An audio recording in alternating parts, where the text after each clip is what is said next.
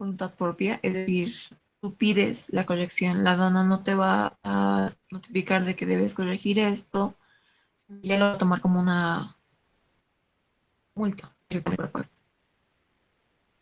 Y tal como dice acá, la corrección de las DIM será autorizada solamente por la aduanera antes de la intervención de cualquier otra instancia de la aduana nacional. Ya una vez pase a facultad de demás, ya no se le puede modificar. Y como tal decía, esto es de forma voluntaria por declarante o exportador para su actualización de datos. Y ya que la documentación haya sido entregada por el despachante o la administración a la administradora, el importador podrá solicitar la corrección de la declaración conforme establece el artículo 78 del Código Tributario Boliviano. Y se debe registrar su solicitud de declaración, corrección de declaración, que es un formulario número 664, y ahí junta lo que quieres corregir, si quieres aumentar o disminuir o cambiar. Ah, estos puntos son los que yo había resumido según las formalidades que se muestran en el reglamento, que son: si la corrección se realiza antes del pago de los tributos aduaneros, en aquí no se va a aplicar sanción o multa alguna, y deberá ser solicitada por decreto a través del sistema informático MIRA y su posterior corrección a través del sistema informático Cituner. Y a eso le había preguntado ya en una clase anterior si aún estaba vigente, y sí, me avisaron que sí estaba vigente en el sistema informático MIRA. Si la corrección de la DIM se realiza despago de tributos aduaneros y esto afecta a la liquidación de tributos, es decir, el valor que se le ha sacado después, no se aplica la sanción cuando el Estado responsable pague la totalidad de la deuda tributaria antes de cualquier intervención de la aduana. Ahora, esto no quedan exentas del pago de las multas aplicables, ya que directamente están relacionadas con el incumplimiento de la obligación tributaria que se regularía. Y si la corrección se realiza después del pago de tributos aduaneros y afecta a la liquidación de tributos, no se aplicará la sanción cuando la corrección se realice antes de vencido el plazo de 90 días computables a partir de la fecha del pago. Ahora, concluido el pago, el plazo, perdón, la corrección se efectuará con el pago de la sanción por contravención aduanera, ya que los documentos y la información prestada antes no concuerda con lo que actualmente está en su estado. Ahora, hay unas condiciones para la corrección, para ir al formulario, que primero la DIM debe ser aceptada, debe ser pagada y no tiene que tener asignación de canal aún, ya que eso ya estaría en un proceso avanzado dentro de la nacionalización de las mercancías. La DIM debe estar con autorización de levante y estados posteriores, o sea, no tiene que contar con eso, ya que se estaría asumiendo que ha pasado como correcta, sin embargo sería como afectar al estado de buena fe. Ahora, claro que si pides el formulario 164 para la corrección, la administración aduanera tiene todos los derechos para autorizar o rechazar esta corrección solicitada.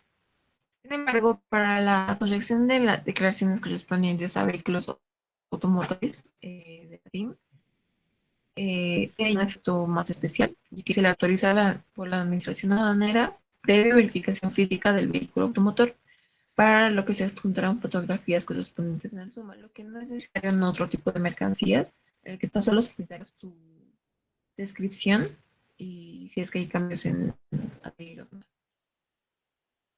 Ahora, en caso de las correcciones solicitadas corresponden a datos físicos que identifican al vehículo automotor, esta ya se, debe, se deberá juntar la certificación emitida por DICOE que confirme dichos datos y señale que no tenga denuncia de robo. Esto lo he visto, creo que es más problemas de placas y demás. Sí, va a haber, ya que se sabe y se conoce que para que un auto salga de nacionalizado ya debe contar con SAN, que no se puede tomar como auto no legal. Y eso sería todo. Y le paso la palabra a mi papá.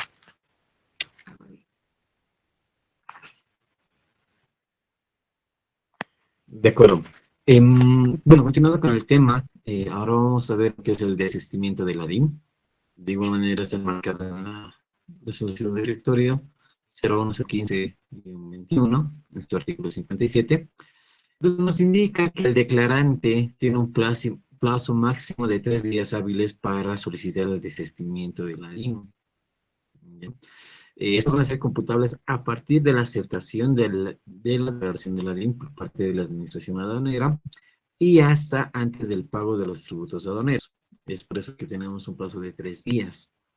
Con el que nosotros tenemos, una vez que se acepta por la Administración Aduanera, tenemos 3 días para el pago de tributos de la declaración de mercancías.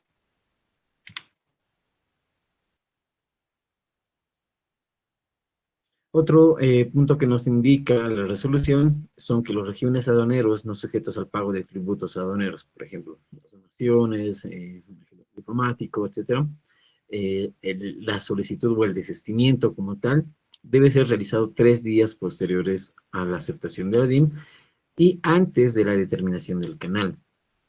Entonces, una vez que la Administración Aduanera ha aceptado la DIM de estos regímenes aduaneros, el importador o la agencia despachante puede solicitar el desistimiento hasta antes de que se haga el sorteo del canal, ya sea rojo, amarillo, verde. Este desistimiento, por ejemplo, va a ser admitido de manera automática por la Aduana Nacional mediante el sistema SUMA. En el artículo 112 del Reglamento de Ley General de Aduanas también nos hablan de la anulación de la DIM. ¿Cuándo se va a poder anular la declaración de mercancías? Cuando la administración aduanera sea diferente a la que tenga jurisdicción sobre la mercancía. 2. Cuando el nombre del consignatario sea diferente del que figura en los documentos aduaneros. Y 3. Cuando en la declaración de mercancías se señale más un consignatario, estas van a ser causales de la anulación de la declaración de mercancías. También anular la NIM, o sea, se va a dar la anulación de la declaración de mercancías, cuando el régimen aduanero no sea aplicable a la mercancía que se esté importando, cuando la modalidad de despacho también sea inaplicable a la mercancía, ya sea por naturaleza u otro motivo, cuando no existe el arribo a aduana de destino o no ingresa a territorio nacional, por ejemplo, en un despacho anticipado. La mercancía de vuelta al extranjero, por ejemplo, y justo lo que nos hablaba también Mireya, con el tema de los vehículos, cuando se identifica un vehículo que ha sido portado en los países de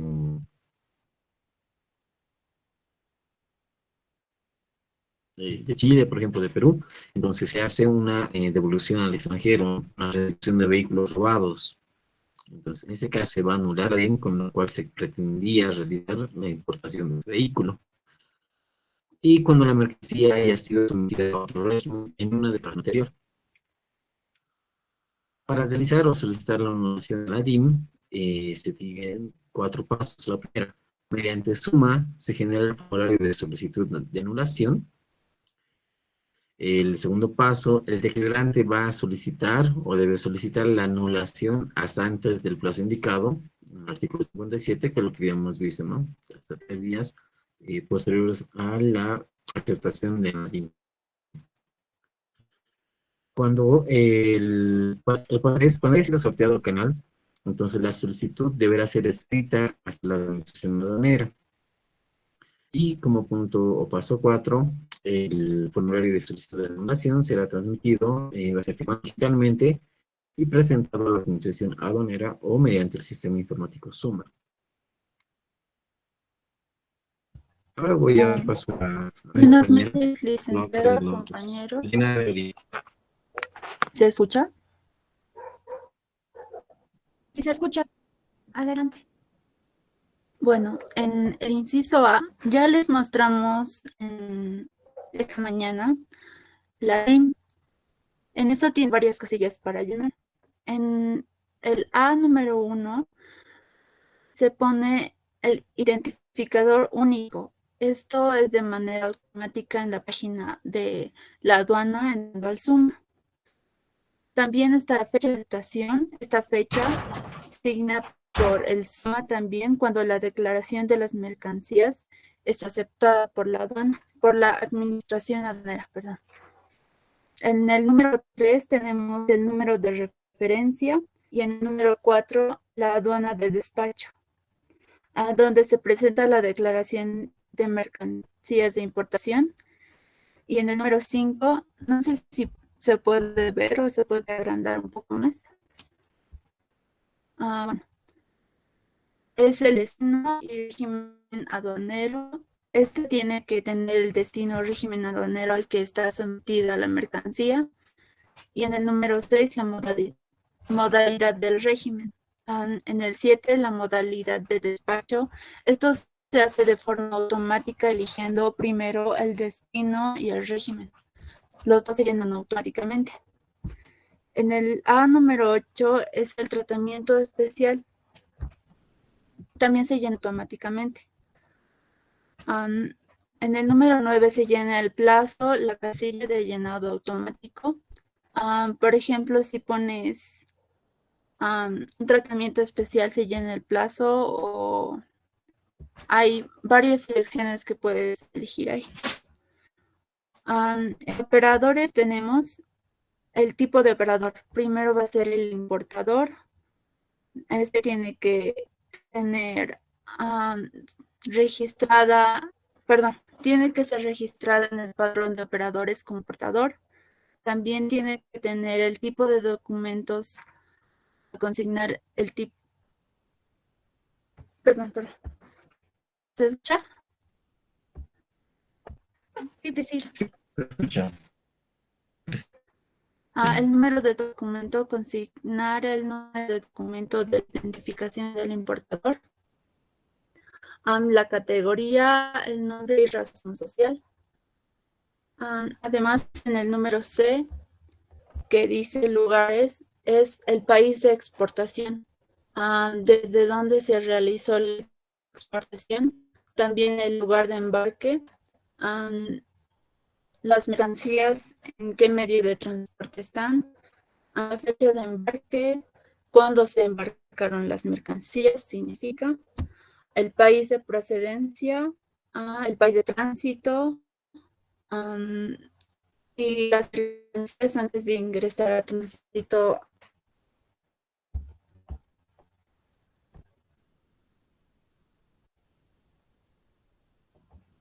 ¿Dicen? ¿Se escucha? Perdón, se me fue el audio. En el transporte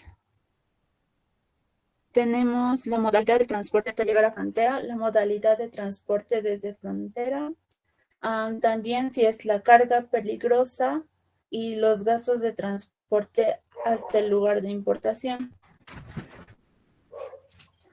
Puede cambiar. En el inciso F tenemos el número de factura. Tiene que tener el número de factura correspondientes al despacho.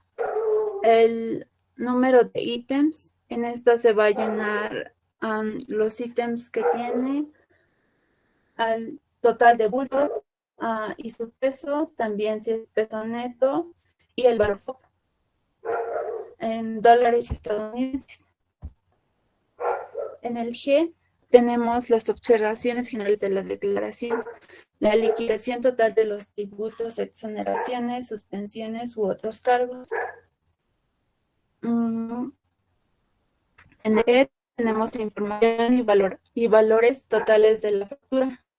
En esta se puede ver los datos del proveedor, condiciones y lugar de entrega, el número y fecha de la factura, la naturaleza, el valor total de la transacción, formas y medios de pago, el valor FOB, CIF, el gasto de transporte, carga, descarga y manipulación. Esto sería como un resumen. También puede entrar la transacción, la naturaleza de la transacción, los 5 terms, la condición de entrega de los 5 terms, el lugar de entrega de los 5 terms. Sí, por favor. No, el siguiente.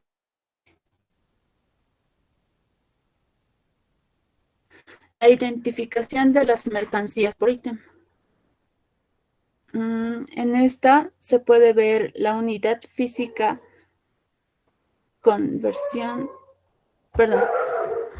En esta podemos ver los detalles de la mercancía, como su peso, las descripciones mínimas que tiene que tener, a los bultos, a el país de origen, al precio unitario, la cantidad comercial, o sea, la cantidad en la unidad comercial registrada en la casilla H9. Se puede ver la casilla H9. También se ve aquí la especificación si es que la mercancía tiene algún tratamiento especial, el código del RITEX, la resolución del RITEX, la cantidad y la declaración precedente. La modalidad del régimen, tiene que consignar la modalidad del régimen a la que está sometida la declaración y el ítem precedente. Siguiente, por favor. También en el H pueden haber varias mercancías. Como en el ejemplo de esta mañana que llevamos la DIM, tenía 3 mercancías. Eran similares, pero todas tenían que tener su especificación. En la siguiente, por favor. En la información y valores de la transacción del ítem, información adicional del ítem. En esta se puede ver el valor FOB, los gastos de transporte, el costo seguro del ítem, también los gastos portuarios y otros gastos que pueda tener, el valor CIF y otras erogaciones. En este podemos ver el monto a consignarse en este ítem. Será prorrateado de la manera automática por el sistema en función al número de ítems de la DIMS, considerando como base del valor total. También tenemos en la J la información adicional, los gravámenes arancelarios, los impuestos al valor agregado. Y en el último, en la K, tenemos la firma digital. El que está a la izquierda, el más es la firma digital. Y en la derecha está el código de seguridad, que también tiene en la parte principal, en la parte delantera de la DIM. Y eso sería todo, Licen. Gracias. Gracias al grupo de la DIM. Aplausos, por favor. Eso. Ya, Montserrat está levantando la mano. ¿Quiere hacer alguna aclaración, Montserrat? ¿O se ha equivocado? Me equivoqué. Ya. Ya, tranquilos, todos están. Esa fusión quisiera ver para todos. Ya, bueno, el tema de la declaración de importancia que sus compañeros nos han mostrado, estaba completa. Me hubiera gustado que en realidad todos les den hincapié al contenido del documento desde la DAM hasta ahora. Y que podamos entender justamente qué es lo que te piden en la DAM, qué te piden en la DAP, en la DIM. No, que eso es para el flujo de importación. Porque el que queda por cuerda separada es la declaración de exportación. Les voy a mostrar una declaración de importación, obviamente todo en el marco de la reserva en cuanto a la información que hay. Tengo una del 2021, tenía otra del 2000, recién nomás de la gestión pasada, para un poco mostrarles el contexto de la información. Espérenme un segundito, por favor. Por mientras vaya preparándose el grupo de Julio. Julio, no me acuerdo quién más tiene que hacer exportación.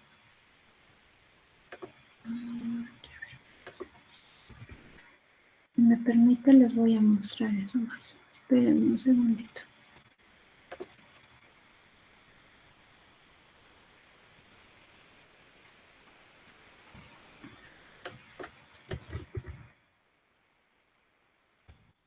Cuando hablamos de la declaración de importación, este es el documento que la aduana revisa y hace la compulsa documental. Entonces, ¿a qué me refiero con esa compulsa documental que hace en su momento la aduana cuando es control? Ya sea en un control recurrente, cuando sale canal amarillo rojo, en un control posterior, cuando es canal verde, diferido, con o sin mercancía, cuando es una FAF, fiscalización aduanera posterior. Entonces, hace una compulsa de lo que tú estás consignando en esa declaración de importación. Entonces, ahora... Dice, ¿no está compartiendo algo, perdón? No, nada. Cuando les comparta, les voy a preguntar si visualizan previamente. Entonces, el objeto de esa información consignada en la declaración es que esté soportada en algo. ¿Me entienden? Entonces, ejemplo, si tú me dices que estás trayendo 30 unidades de celulares marca iPhone como tal, tu factura comercial tiene que decir 30 unidades, modelo, tantos. Y adicionalmente tienes que ir consignando, aparte de tu lista de empaque, si así te lo otorgan, porque no se constituye obligatorio cuando es mercancía heterogénea, también tiene que establecer dicha información. Ese es el elemento clave cuando hablas de una declaración de importación. ¿Qué adicionalmente me dices? Vamos a ver aquí la información. Y vamos a hacer, me van a indicar por favor si visualizan. Ojo, reserva nada de hacer capturas de pantalla y demás, porque después me van a iniciar proceso por mostrarles información que no corresponde y hacerlo de carácter público. Ya, solamente es para fines didácticos. Esta es una declaración de importación de esta gestión. Como yo, estos compañeros les han mostrado, de por medio hay un QR arriba que te establece de un aquí ya van a ver. Solo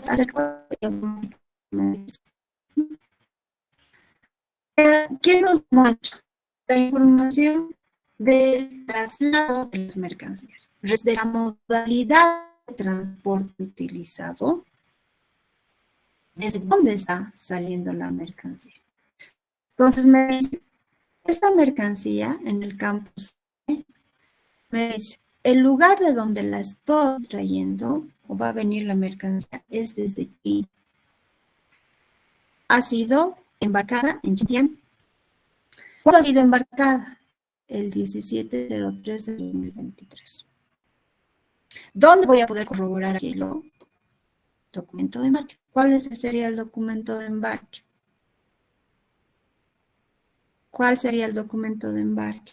El BL. El BL. Raúl, estás en sala, ¿no ve?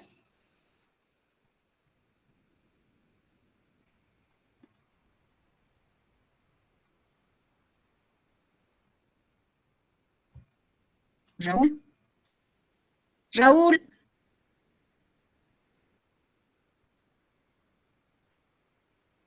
Sí, Liz. Aquí estoy. Raúl, acordame ponerle un punto adicional a Julio. Ahora sí, ya vamos a ir sumando puntos. Soy Juan Luis. Juan Luis dice, No a ese Julio, sino a Juan Luis, perdón. ¿Ya? Ahora sí, visualicemos. ¿Qué adicionalmente me dice? Al venir de un país transoceánico, la declaración la da hasta cuándo tengo. ¿Alguien? ¿Se acuerdan que hasta 20 días? ¿No? Entonces, tengo que contabilizar como tal, a partir de esta fecha de la salida de las mercancías con el embarque, cuánto tengo de plazo para presentar la declaración de adquisición. Ahora me dice, esa mercancía va a pasar por algún puerto. por algún puerto me va a pasar. De por medio, el país de tránsito va a ser Chile, porque nosotros somos un país mediterráneo. Va a ingresar, me dice, por Pisiga, pero tiene como destino, me dice La Paz. ¿Dónde voy a ver esta información vinculada al tramo carretero? Cualquiera que no sea luz. En la carta por licenciado del CRT. En la carta aporte, adicionalmente, en factura de transporte carretero. Porque adicionalmente, este documento, la factura de transporte interno, de transporte terrestre, me va a decir cuánto le ha costado trasladar la mercancía desde el puerto hasta frontera. Para determinar la base imponible necesitamos conocer todos los gastos y costos que incurran hasta frontera, independientemente que su lugar de destino sea La Paz, sea interior Cochabamba, sea interior Santa Cruz, sea interior Santa Cruz. ¿No? Entonces, ¿qué dice aquí? La modalidad de transporte utilizado hasta frontera es un transporte multimodal. ¿Es consistente con lo que está consignando aquí? Sí. ¿Tengo un documento de embarque que me ampara el traslado de las mercancías aquí? Sí. Y aquí el país de trato, sí. Entonces, lo que la aduana hace, o bueno, debiera ser, es esa compulsa. Si hay inconsistencia, te vas a consignar ese tipo de observaciones. Por eso, cuando hablamos de ese control que realiza la aduana, independientemente sea concurrente, posterior, como tal, entre FERDO y FAP, independientemente de ello, la aduana va a tomar la decisión en atención a lo que el operador, la agencia de despachante de aduana, el despachante independiente, el importador directo, haya consignado. ¿Qué es lo otro que me dice? Aquí me establece que toda la transacción está amparada en una factura comercial. Entonces, por lo tanto, deberé tener como documento de soporte una sola factura. Esta factura, me dice, es una transacción de alrededor de 111 ítems. No necesariamente la cantidad de ítems está vinculada a la cantidad de mercancías. ¿A qué me refiero? Una cosa es la itemización por el tema de las descripciones. Puede ser que esos sean 111 celulares. Es la misma, sí, es mercancía homogénea. Pero lo que le da la característica diferencial probablemente sea la marca, probablemente sea el modelo, ¿no? Que lo diferencia. ¿Qué adicionalmente me dice? Constan y están viendo en 1183 bultos que pesan 13,980 peso bruto. ¿Qué me dice adicionalmente? A mí me ha costado trasladar la mercancía desde China hasta la frontera de Antigua, 1,600. Pues me da aquí los totales. Entonces, ¿qué información vas a consignar? Aquí vas a consignar en dólares lo que esté consignado en tu factura comercial como total. Aquí me va a consignar la sumatoria de lo que tengas en tu gasto de transporte marítimo y carretero. Adicionalmente vas a ir consignando, si existió el tema y está diferenciado dentro del gasto de transporte, la descarga, manipuleo. Si está diferenciado, lo vas a consignar en otro campo. El costo del seguro, ¿de dónde va a emerger? Puede emerger de dos fuentes, de tu póliza de seguro o puede emerger del la presunción porcentual que establece el artículo 20. ¿Cuánto nos dice que debes presumir si no cuentas con la póliza de seguro? El 2%. El 2%. Raúl, ¿me lo vas a anotar? ¿Quién es? Más un pájaro. Ahí los hermanitos. Vamos. Ah, no, esta no es. Estábamos por otra declaración. Aquí está. A ver.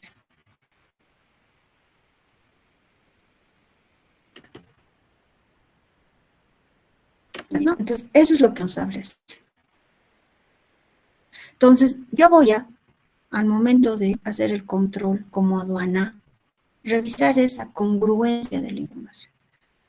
¿Qué documento voy a revisar? La factura comercial, los documentos de embarque, la póliza de seguro si existe. Y automáticamente este campo va a sumar. ¿Dónde voy a ver la cantidad de bultos del peso bulto? Igual que hay un análisis, una compra que también lo hace el concesionario de depósito para emitir el parte de recepción. Entonces, ahí recae la relevancia. Los datos del importador y el declarante.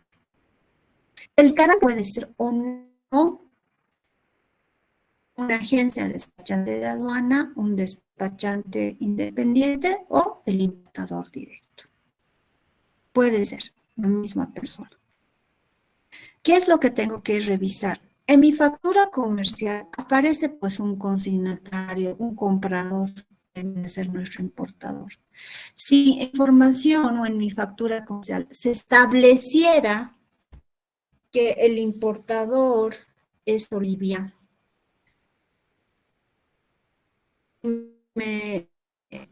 y reviso la información registrada y me aparece Anderson, tengo no elementos para generar duda.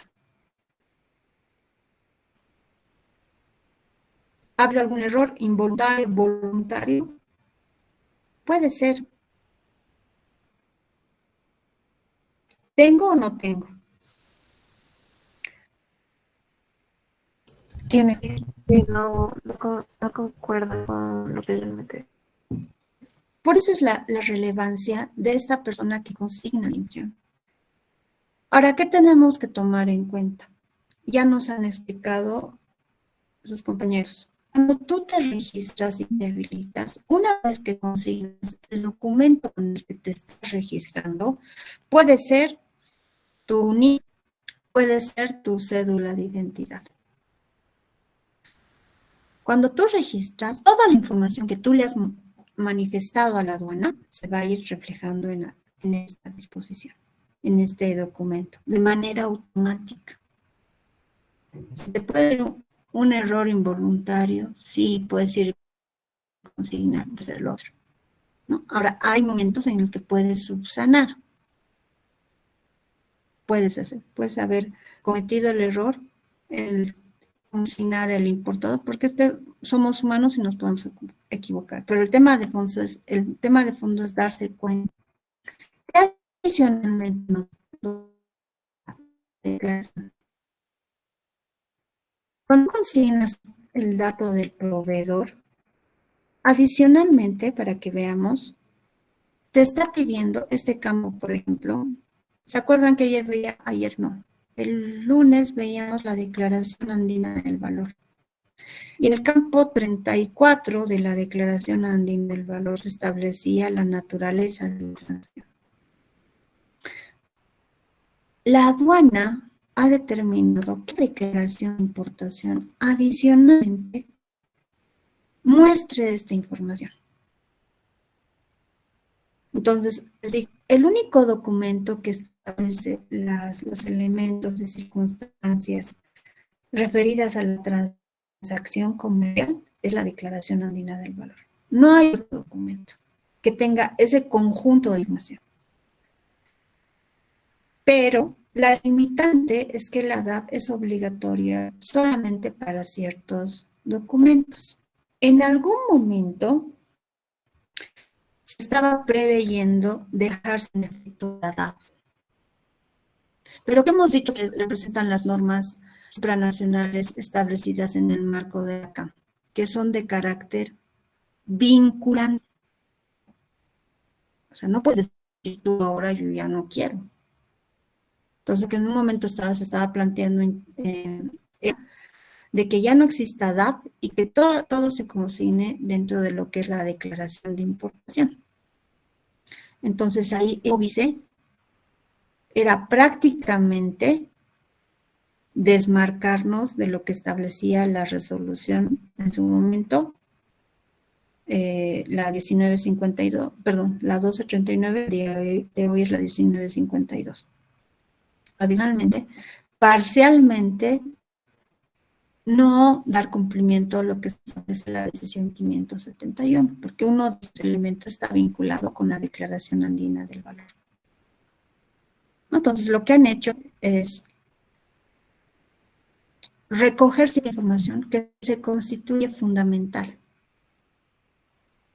Entonces, la aplicación es para toda la información, a menos que sea una declaración de importación simplificada, que lo vamos a ver en los despachos de menor cuantía. ¿No? Entonces, esa es la información relevante. ¿Qué es lo otro que te establece esta información? Te establece las condiciones de entrega. ¿No? ¿Cuál es la condición de entrega? Cuando hablamos de importar, estamos hablando de condiciones de entrega. Lo otro relevante. ¿Quién eres tú? Aquí me dice, es una reventa para un mayorista. Destino de la mercancía. ¿Qué te dice? ¿Tu mercancía ha sido sujeto a descuento?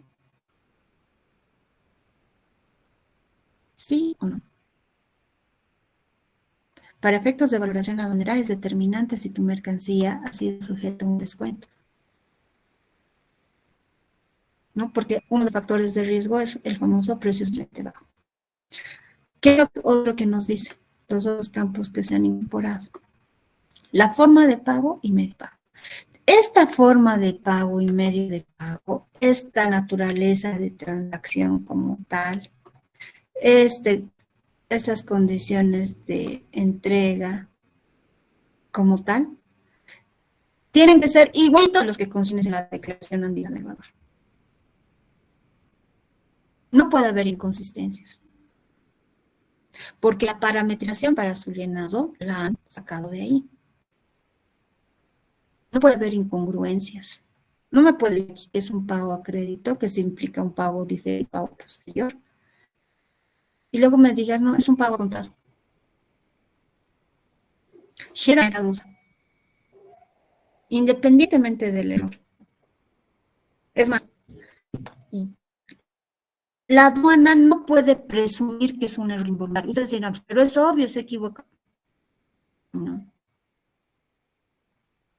Ahí va a ser, ¿quién? El declarante, importador directo, o la agencia o el despachante que va a consignar y va a decir, ha sido un error involuntario. Ah, ya. La aduana con base a ello dirá, sí, probablemente ha sido un error involuntario, porque no hay dónde perderse que se ha equivocado. Ya. Pero tiene que partir de quién, de la persona o el sujeto al quien se le esté observando. El operador tiene que dar. Entonces, aquí no, y les voy a hacer una analogía. Ejemplo, el término prescripción no aplica de forma automática. Cuando nosotros decimos que prescribe, es que no pueden realizar ningún actuado en atención a los casos previstos. No el tiempo, por ejemplo, ahí te hacen el tema de prescripción para que no te puedan sancionar.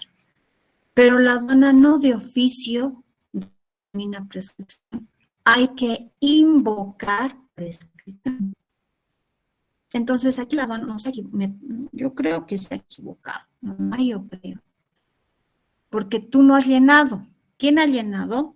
El operador. Entonces el operador va a decir, señores, aduana, ha habido un error involuntario. Pero ese elemento genera duda, genera. ¿Por qué? Porque está haciendo la compulsa documental entre lo que tú estás manifestando como operador. Ahí recae la importancia de ese primer momento en que se suministra a la aduana la información. Cuando la aduana determina, por ejemplo, precios sensiblemente bajos, presume, no lo hace con base cierta, presume. Tú estás declarando y la aduana va a presumir que es 20, digamos. ¿Cuándo lo hace con base cierta? Cuando, digamos, hace una consulta a tu proveedor y le dice, ¿no? En un momento próximo a la... Y tu importador dice, perdón, tu proveedor le dice, este es el monto de $20. Entonces ahí la aduana le puede solicitar, por favor, verifique la información de esta factura emitida perfecta como tal, y él puede certificar. Al final es decisión del proveedor hacerlo o no hacerlo. Entonces, cuando una de las partes de la transacción me diga, no, yo vendo habitualmente a 20, no vendo a 10. Ah, ya. Entonces, ahí la observación va a estar fundamentada en una base cierta. Porque una de las partes me está diciendo, no se ha realizado la transacción. Ahí recae la importancia. Lo propio sería, digamos, si en el certificado de la naviera, la modalidad de transporte, ¿qué ha pasado? Y se los digo porque se ha evidenciado este tipo de eventos. Se ha consignado una declaración que decía $1,000. Pónganse, una semana antes o días antes se había presentado una declaración de importación de la misma de esa naviera con mercancías similares a la mercancía que estaba siendo objeto de importación, en la cual el certificado establecía un monto de 2.500. Entonces le ha tocado al mismo técnico en su momento y le ha generado un ruido, porque el periodo es cercano. Entonces se ha escrito a la empresa y la empresa naviera le ha dicho, no, este es el documento que se ha emitido. Se ha hecho un ajuste nuevamente con base cierta. Luego hablamos de presunción, ¿no? Entonces, hablando de presunción, cuando no cuenta con uno de los elementos. Ojo, el tema de las transacciones de dos partes, el comprador y el vendedor. Nadie más que ellos conoce los rasgos y las características de transacción. Y el otro gran cambio que tiene la declaración a lo que ha sido unida es la estructuración o reestructuración de lo que es el campo de descripción comercial. Cuando tú elaboras la declaración de importación, esta consignación a nivel de 10 dígitos automáticamente te va a dar esta información. Automáticamente. Entonces, tú consignas su partida, aquí automáticamente va a aparecer la descripción arancelaria, ¿no? Entonces, está enlazado con lo que se tiene en el arancel. Tú vas asignando la información respecto a la cantidad, ¿no? En atención a la unidad de medida establecida en el arancel. Y esa que vas a tener que realizar cuando corresponda la conversión.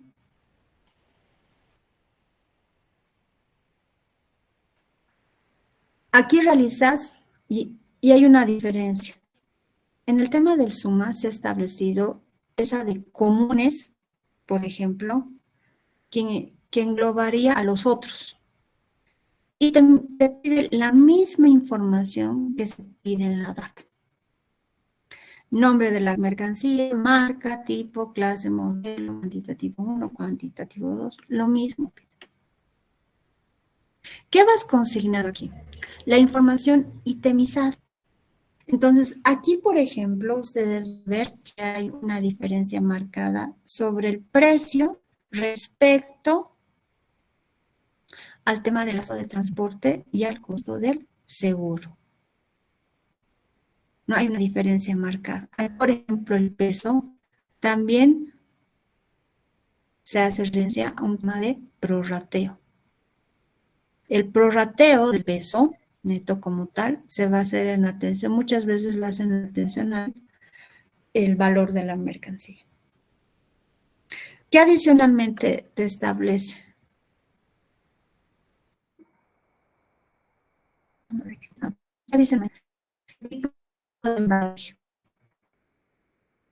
¿no? Te refieres al tipo de embalaje. Y aquí te dicen relación ítem y número de bulto. Entonces aquí me dice, esta es la relación entre ambos. ¿Qué es lo otro que nos hace referencia? Ya les digo, ¿no? ¿Ve? Costo del duro, gasto de transporte, que haces un prorrateo sobre este total. Entonces, lo único que tiene de forma itemizada es el precio de la mercancía. Se ha intentado en algún momento que este valor que representa el gasto de transporte y el gasto de seguro sea el total.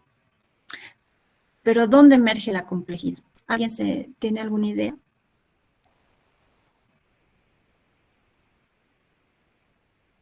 ¿Alguien?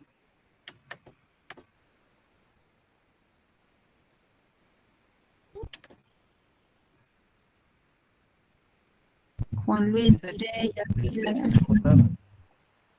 Otra vez, por favor. ya. Estaba preveyendo que solamente en la declaración de importación se tenga y se cuente con información itemizada solo con el precio de la mercancía. Y lo que refiere a los gastos hasta frontera, el costo y costos adicionales hasta frontera, se incluye solamente el total. Pero se ha dejado esa idea por una observación. ¿Alguien se imagina por qué podría ser aplicable?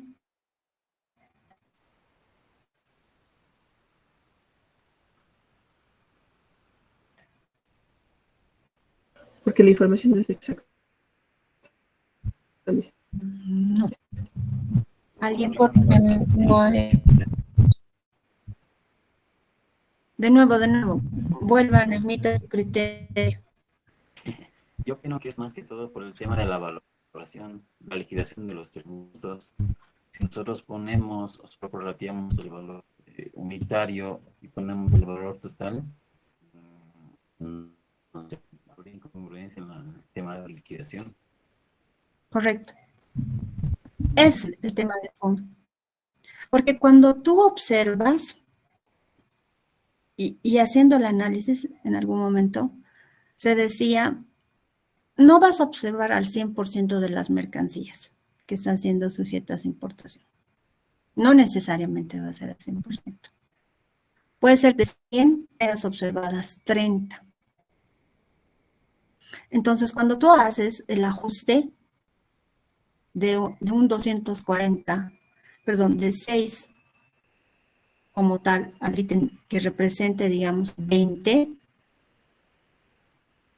el efecto tendría que ser al ítem específico. Va a depender este monto, porque, ojo, va a depender también el escenario.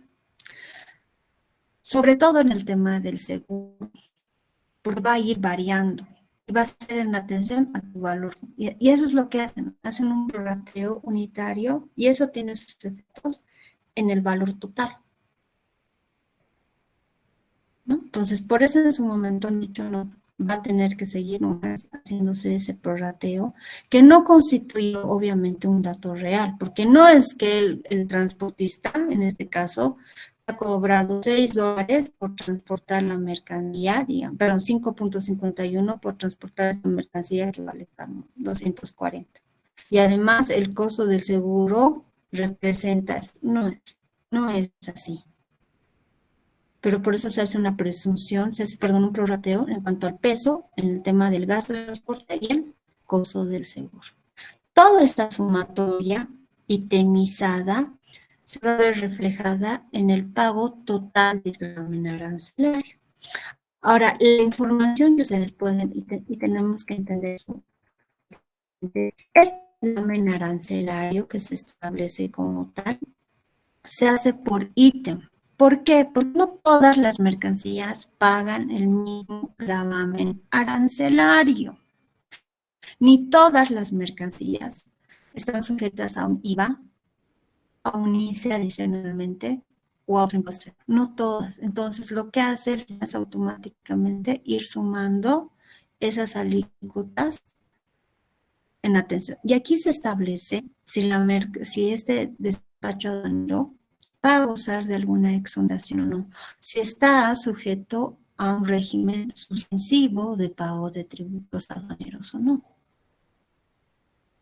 Eso establece. Entonces, aquí te dice cuántos son los tributos que tú tienes que pagar. Como gravamen arancelario y impuesto al valor agregado. ¿Cuándo vamos a saber qué debemos pagar? ¿Cuánto debemos pagar? Debemos identificar el partido arancelario. Ahí cae la relevancia de la información. Si ustedes se dan cuenta, por ejemplo, en el tema de normas de origen, cuando tú dices país de origen, de por medio, pónganse que fuera de Chile. Aquí automáticamente te va a decir si gozas o no gozas de preferencia. Y tú estableces en el marco de que, digamos, esa mercancía gozar una preferencia arancelaria en el marco de la C22, aquí abajo se va a considerar el campo de exoneración, porque se constituye, ¿no ve?, como una exoneración del pago de tributos, aquellas que emergen sean resultados de algún convenio, acuerdo o tratamiento preferencial. Entonces, es la otra relevante información que se requiere. Entonces, cuando digamos, tú dices, ya, país de origen, Chile, goza de las eventos, que automáticamente tenemos que pensar que de por medio existe ¿qué documento?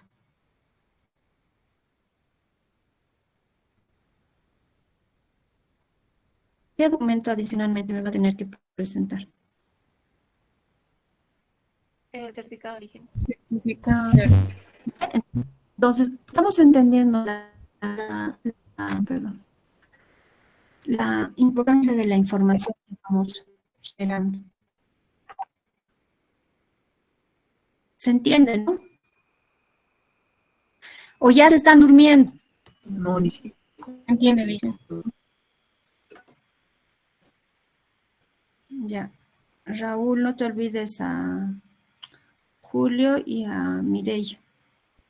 Juan Luis, Entonces, ese Juan Luis. ay, Juan Luis, me voy a dar la tarea. Debo decirle Juan Luis, Juan Luis, Juan Luis.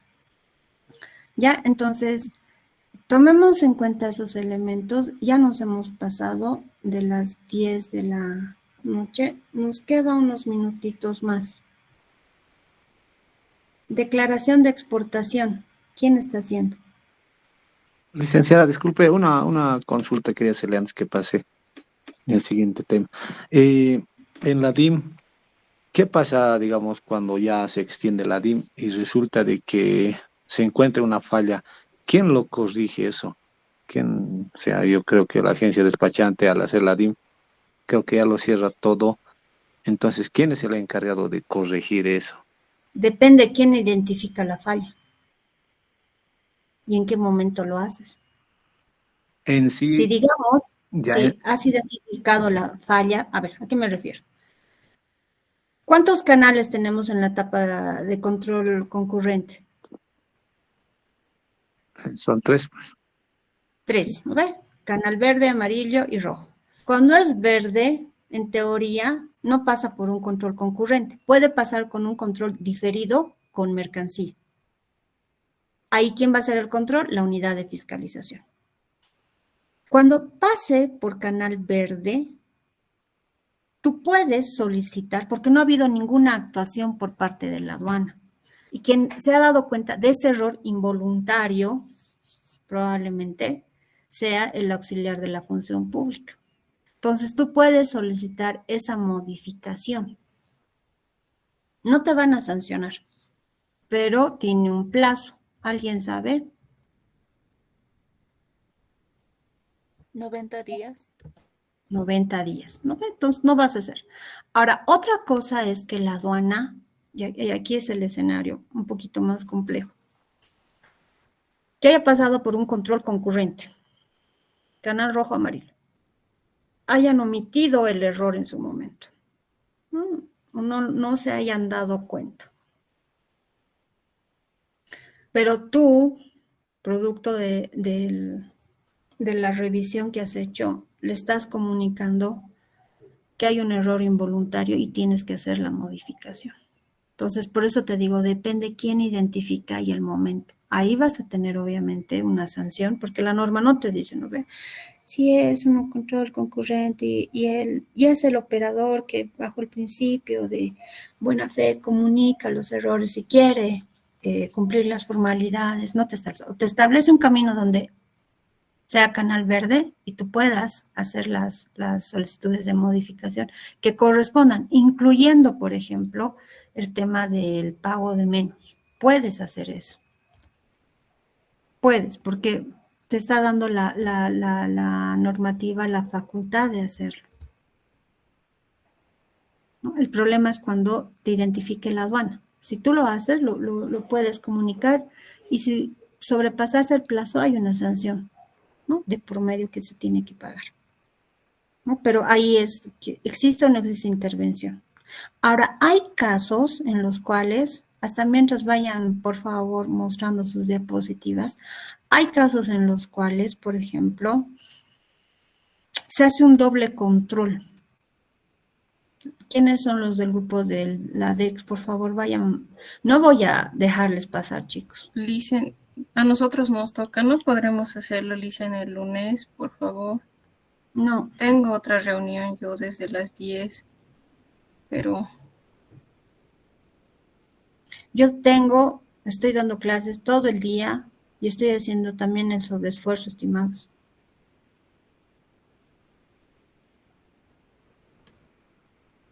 Vamos a seguir con la explicación, ¿ya? Entonces, puede darse algunos casos en los cuales haya pasado por un control concurrente y la administración aduanera no haya o no se haya dado cuenta. Cuando pase por una etapa posterior, ahí se va a dar cuenta. Entonces, eso no quita. La norma establece siempre y cuando no sea el mismo hecho generador. Y la siguiente clase les voy a comentar una disposición que ha sacado la IT y que acá actualmente se está evaluando internamente por parte de la Administración Tributaria, si va a seguir con esa lógica, ¿no? Les voy a comentar justamente vinculado a esos elementos. Vamos a dar por concluida la clase. Raúl, por favor, pasa al grupo las capturas de pantalla y todas las actividades que tenemos, ¿ya? Entonces nos veríamos la siguiente clase, estimados. solo Hasta luego, Licen. Hasta luego, Licen.